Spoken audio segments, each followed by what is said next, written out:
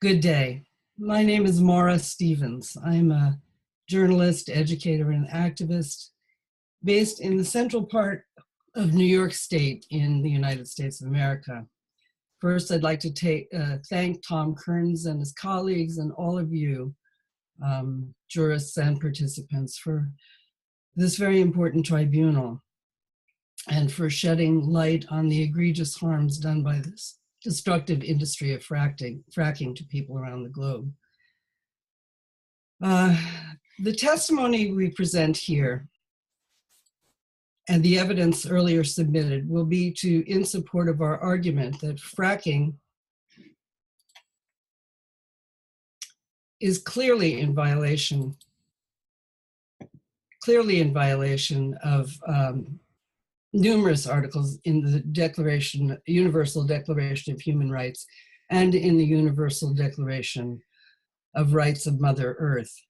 I won't take time to restate them here, but I have excerpted some of them on this slide. This is not a presentation of technical evidence. We have submitted that in exhibits with our brief, but we will share information that might not have come to light in other presentations.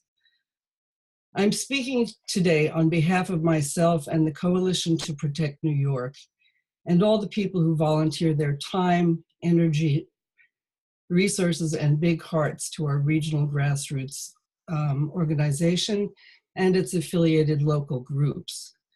I want particularly to credit the smaller group of co-contributors to our amicus curiae brief filed in March with the Tribunal. We have kept each other going through many failed campaigns, grief, and despair. But we have also shared joys, delights of Mother Nature, and a few small victories. Many of us have engaged in what some people call nonviolent direct action, but which I like to call CPR, that is creative, peaceful resistance for people and the planet. I'd like to acknowledge these contributors here: Kate Bartholomew, Doug Couchon, Betty Eck, Jack Ossent, David Walczak, Susan Walker, and Dwayne Wilder. The Coalition to Protect New York is determinedly grassroots and 100% volunteer, and we are self-funded. We strive to protect the water-rich, wildlife-abundant, clean air-filled, fertile lands on which we are fortunate to find ourselves. We bear the burden of the knowledge that these lands we love so much were seized in what we would certainly now consider criminal acts by European colonists, and we recognize and honor the original human inhabitants of those lands, the Haudenosaunee Confederacy, or the people of the Long House. In their governance structure, nature, law, and society are equal partners, each playing an integral role. That makes sense to us. The Haudenosaunee Confederacy is known as the longest participatory democracy on Earth. Its first 5 nations, the Cayuga, Mohawk, Oneida, Onondaga, and Seneca, were later joined by the Tuscarora and became known as the 6 Nations. Some of the beautiful Finger Lakes in our area have adopted the names of these nations.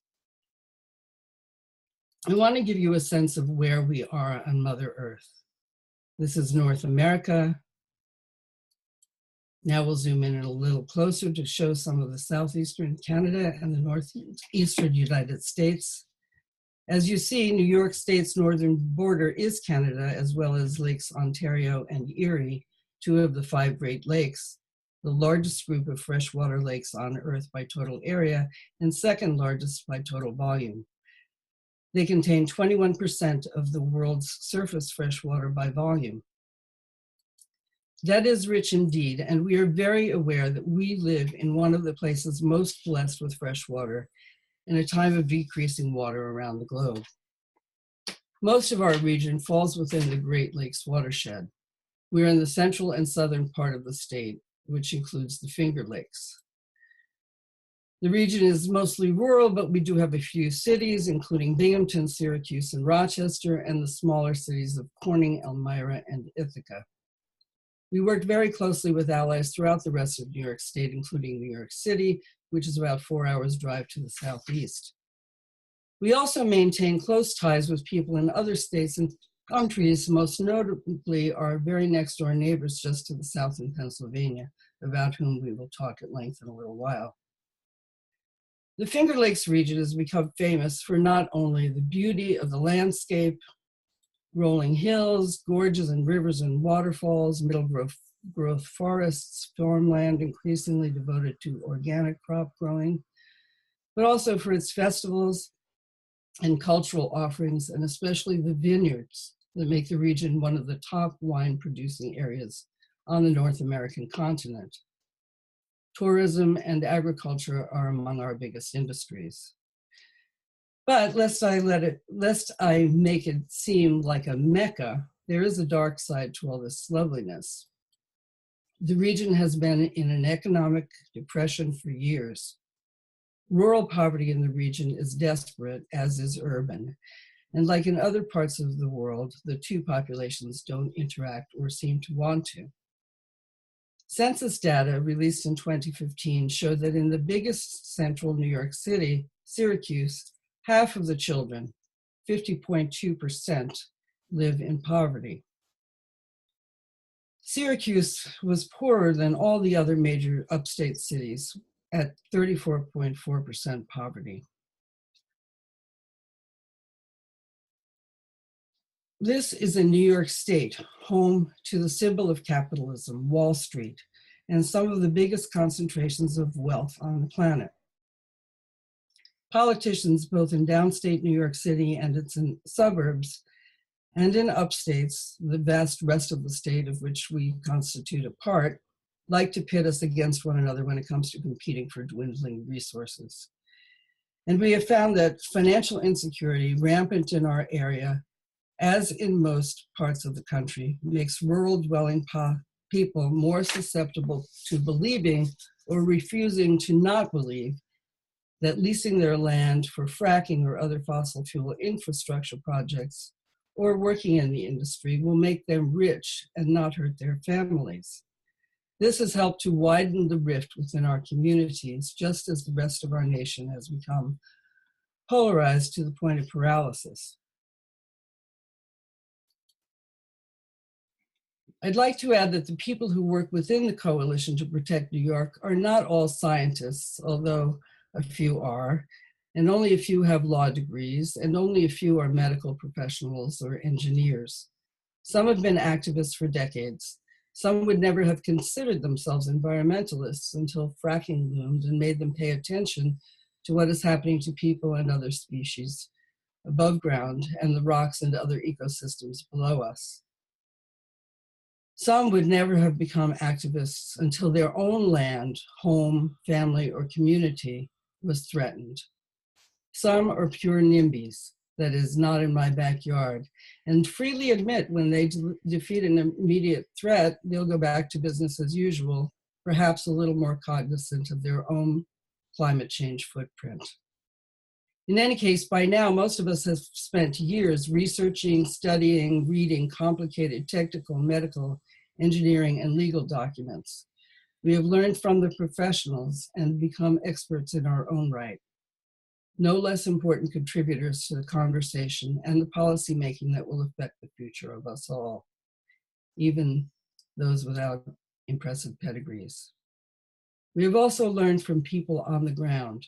We've learned especially from our neighbors in Pennsylvania, so many of whose residents suffer from PTSD, that is not post, but permanent traumatic stress disorder.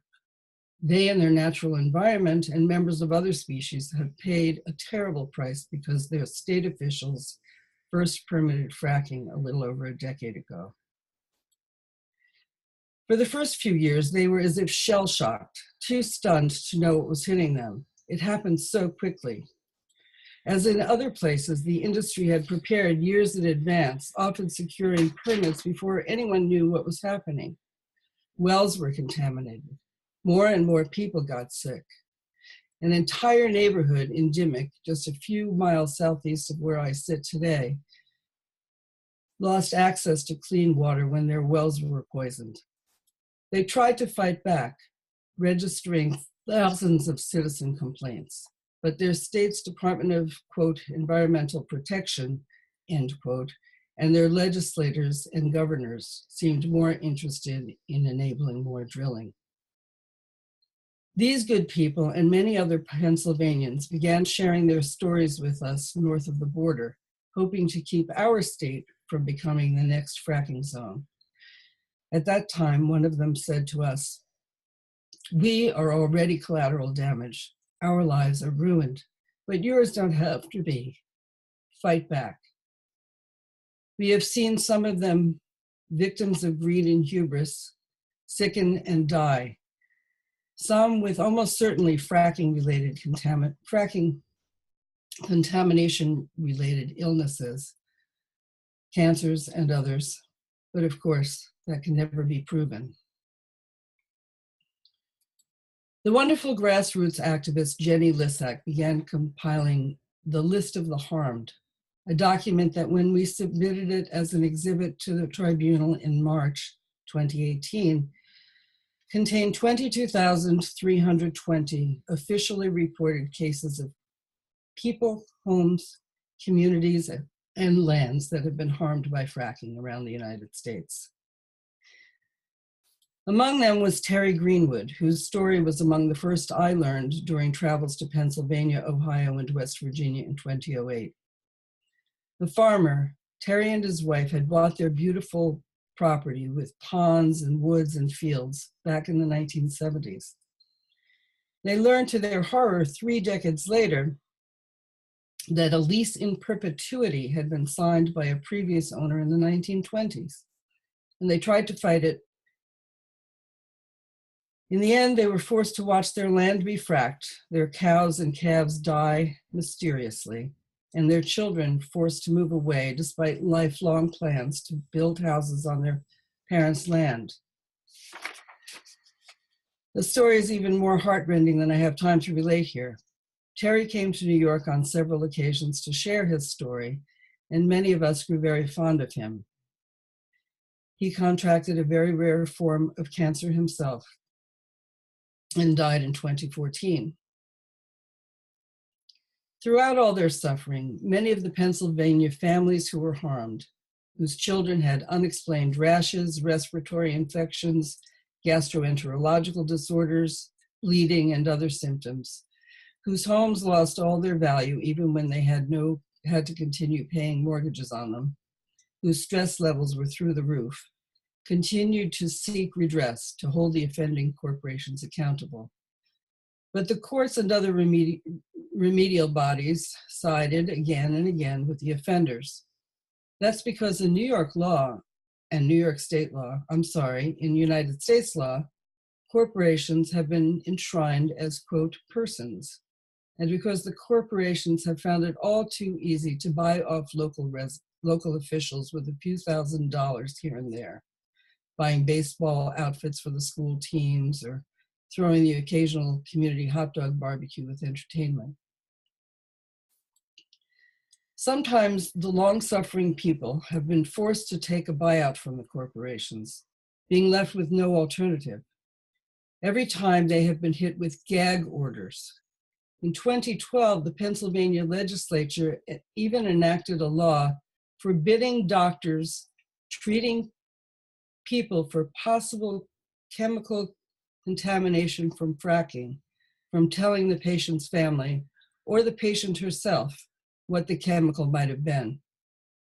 This was later overturned, but the mere fact that it was passed was most telling about whose rights were being respected. Only a few stalwarts among the Pennsylvanians persecuted and prosecuted by the fracking industry have been able to hold firm, including Ray Kemble, whose home is surrounded by frack wells and who has cancer and other illnesses, and Vera Scroggins, the citizen journalist who has given scores of what she calls frack tours of Pennsylvania to people from around the world, and somehow continues to soldier on despite having been hit with lawsuits by the industry she monitors. We honor all of these people too in this presentation, and indeed in all of our work. We fight not just to keep fracking from New York, but to bring them relief and peace as well. All of them. We have been visited by people from other areas of the country and the world who have been affected by fracking, and those who are fighting to keep it from ruining the places they love. Some of those beloved homelands will, in the not too distant future, cause them to become climate refugees. They may be coming our way. That's another reason we all need to protect the clean water and air currently enjoyed by regions that still have them. Newcomers by the tens of thousands will need to be fed, sheltered, and welcomed into these communities.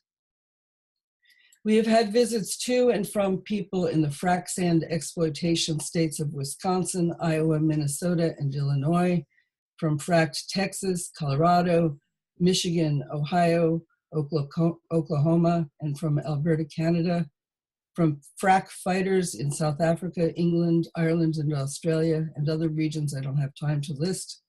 We honor and speak for them too, because we understand how interconnected we are and how our fights are always interconnected, understanding the butterfly effect, but even more so in this time of global capitalism and our shared threats of environmental destruction and hastening climate change.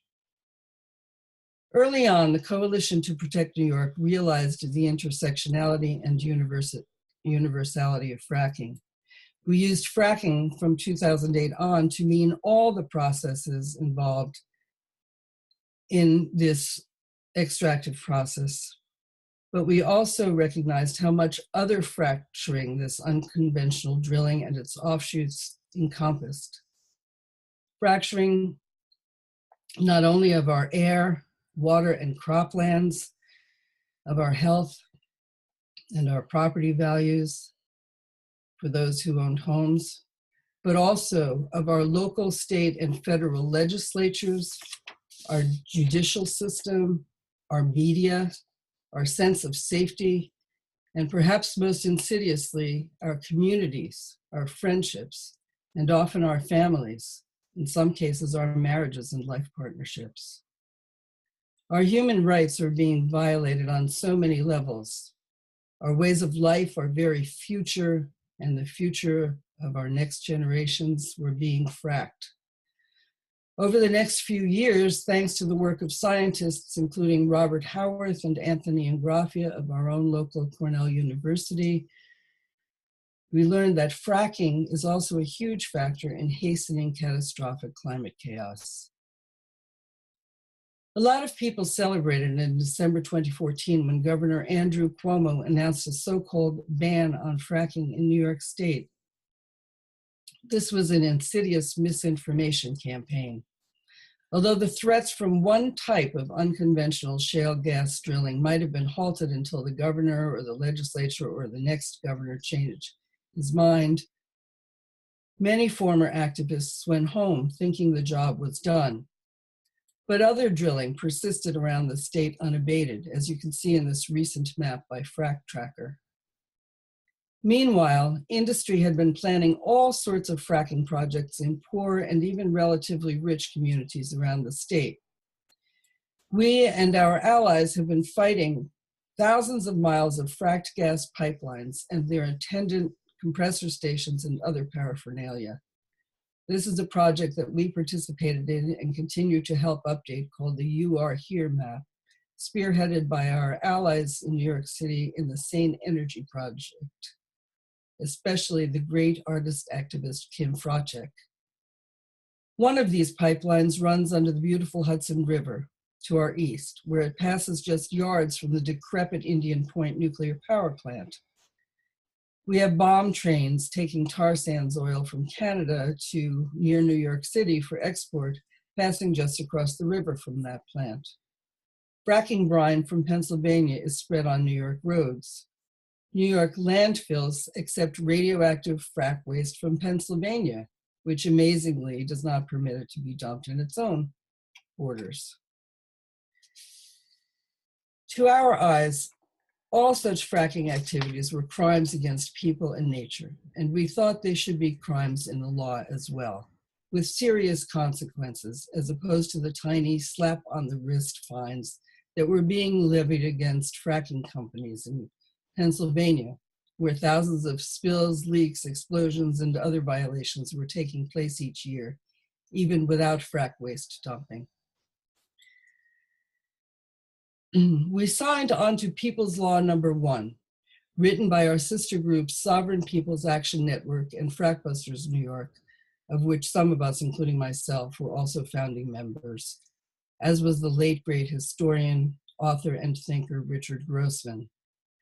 This innovative law criminalizes fracking and related industrial activities and infrastructures in New York state law.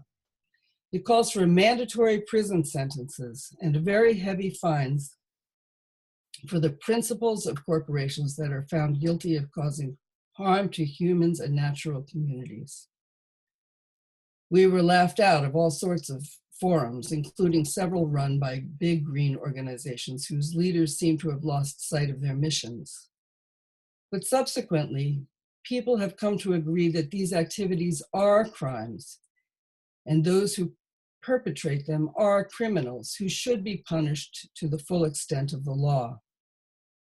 But in current governance structures, we are being prevented from introducing, let alone implementing, this law written by we the people for the benefit of us all and of our natural environment. That brings me to the most critical underlying point of our participation here today.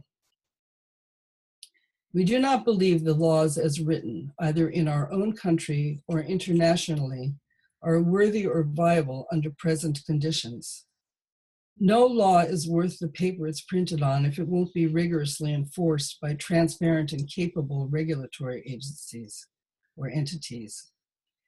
In the United States, we have witnessed the erosion of our legislative, judiciary, executive, electoral systems, federally and on the state and local levels, and the increasingly rapid rollback of rights and protections that those of my generation and even of a couple of generations after mine have always considered inalienable. Many of us have been arrested and persecuted for exercising these basic so-called guaranteed rights to life, liberty, and the pursuit of happiness. We have seen our national government defend its practice of torture, debase and ignore international law that defends human rights, and walk away from important and hard-won environmental treaties on so many occasions and in so many arenas.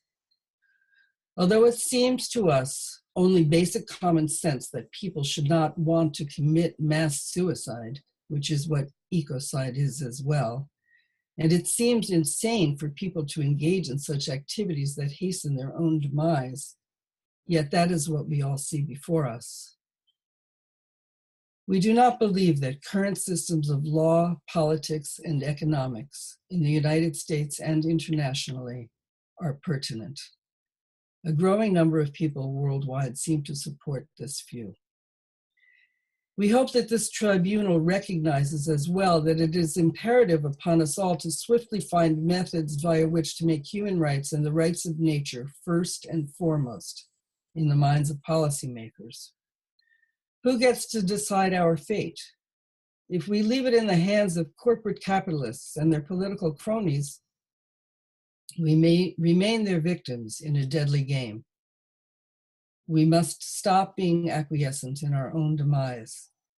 So we must seize this moment and muster our numbers, however small, and become more assertive, or dare I say more aggressive, in our demands and in our actions. I will stop here and invite questions or comments. Thank you. Thank you, everybody. Blessings on you all. Thank you.